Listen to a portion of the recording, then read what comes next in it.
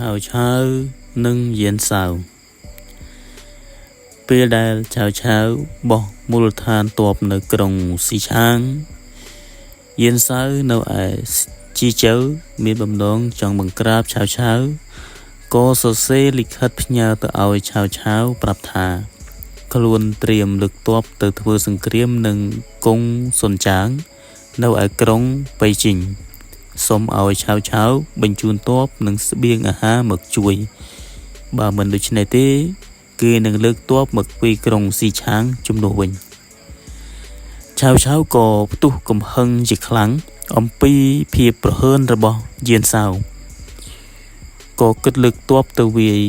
ជីជើដើម្បីចាប់យកយៀនសាវសម្រាប់បំបត្តិកំហឹងតែនឹកបារម្ភអំពីទាហានរបស់ខ្លួនដែលមានចំនួនតិចព្រមទាំងមិនទាន់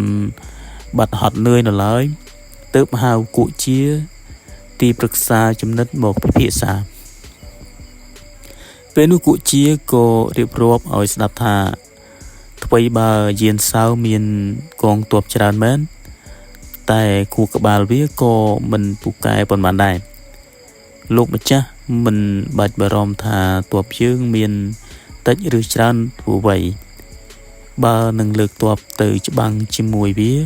ខ្ញុំយល់ឃើញថាលោកម្ចាស់មានប្រៀបលើយៀនសាវ10ប្រការយៀនសាវ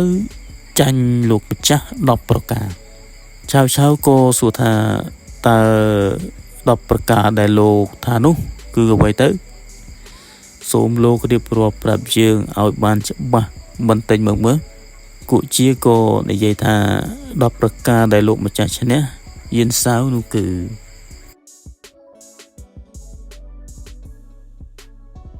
ទោះជាអ្នកតូចតាចមកជំទាស់ថាខុសឬត្រូវលោកម្ចាស់ក៏នឹងយល់ស្របតាមប្រការមួយទឹកចិត្តរបស់លោកម្ចាស់តែងមានក្តីសន្តោសអធ្យាស្រ័យដល់អ្នកផងទាំងពួងបើនឹងធ្វើកិច្ចការអ្វីលោកម្ចាស់ក៏តែងយកអង្គការរបស់ព្រះចៅសាន្ទីមកធ្វើជាការពិចារណាធ្វើឲ្យអ្នកទាំងអស់គ្នាព្រមស្ដាប់បញ្ជាដោយរីករាយប្រការមួយលោកម្ចាស់មានភាពដាច់ខាតពោលពាក្យអ្វីក៏មានគេស្ដាប់បង្គាប់ទាំងអស់កោតញញើតប្រការមួយលោកម្ចាស់គោរពសច្ចភាពដឹកនាំកងទ័ពដោយក្តីយុត្តិធម៌ទោះជាបងប្អូនញាតិមិត្តធ្វើអ្វីខុសក៏លោកមិនកាន់ជើងប្រការមួយបើលោកគិតថានឹងធ្វើកិច្ចការអ្វីដែលយល់ថាត្រឹមត្រូវលោកនឹងពុះពៀធ្វើឲ្យទាល់តែបានសម្រេចប្រការមួយបើលោកនឹងស្រឡាញ់អ្នកណាម្នាក់លោកនឹងស្រឡាញ់អ្នកនោះដោយស្មោះស្ម័គ្រមិនបោកប្រាស់ប្រការមួយលោកយកចិត្តទុកដាក់លើមនុស្សមិនថានៅជិតឬនៅឆ្ងាយលោកយកចិត្តទុកដាក់ស្មើគ្នាប្រការមួយមុននឹងធ្វើអ្វីលោកម្ចាស់គិតយ៉ាងច្បាស់លាស់រួចហើយទើបធ្វើជាក្រោយប្រការមួយបើនឹងធ្វើកិច្ចការអ្វីលោកមិនដែលចោលទំនៀមទម្លាប់ពីបុរាណទេប្រការមួយលោកម្ចាស់ប៉ិនប្រសពផ្នែកសឹកសង្គ្រាមទោះបីជាសត្រូវមានច្រើនជាងក៏លោកម្ចាស់នៅតែអាចយកឈ្នះបានគឺគ្រប់10ប្រការហើយចំណែកឯយៀនសាវដែលចាញ់លោកម្ចាស់10ប្រការនោះគឺយៀនសាវគឺជាមនុស្សប្រកាន់បុណ្យស័ក្តិមិនទទួលស្គាល់គំនិតអ្នកដទៃណាទេប្រការមួយយៀនសាវជាមនុស្សសម្ដីអាក្រក់ចូលចិត្តបង្គាប់បញ្ជាតែបបោមាត់ការមួយគិតការអ្វីសាវគ្មានចិត្តដាច់ខាតប្រការមួយយៀនសាវជាមនុស្សនិយមបពួកសាច់ញាតិខ្លួនឯងបីជាខុសឆ្គងយ៉ាងណាក៏គេមិនដែលយកទោសកំហុសអ្វីមួយយៀនសាវគ្រប់គ្រងមនុស្សខុសពីធម្មតានៅពីមុខថាល្អនៅពីក្រោយថាអាក្រក់មួយយៀនសាវស្រឡាញ់តែអ្នកអេបអបឯអ្នកនៅឆ្ងាយទោះជាស្មោះត្រង់ក៏គេមិនស្រឡាញ់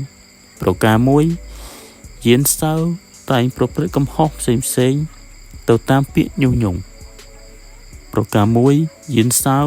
ធ្វើអ្វីតាមអំពើចិត្តមិនបានប្រព្រឹត្តតាមទំនៀមទម្លាប់ពីបុរាណ ប្រការមួយយានសាវ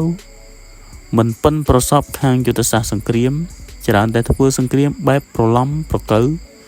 ឈ្នះក៏មិនដឹងចាញ់ក៏មិនដឹងទាំងអស់10ប្រការហើយគឺ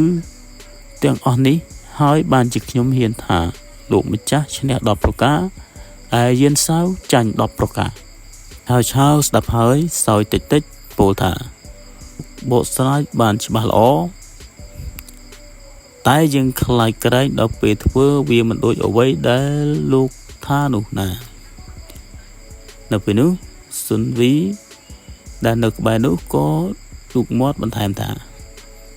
ការដែលគុជានិយាយថាលោកម្ចាស់ឈ្នះយានសាវ10ប្រការហើយយានសាវចាញ់10ប្រការនេះខ្ញុំក៏យល់ឃើញដូចនេះដែរព្រោះយានសាវវាមិនសូវឆ្លាតអ្វីទេទោះបីជាវាមានទ័ពច្រើនជាងលោកម្ចាស់ក៏គំនិតប្រាជ្ញារបស់វាមិនអាចប្រៀបស្មើនឹងលោកម្ចាស់បានដែរ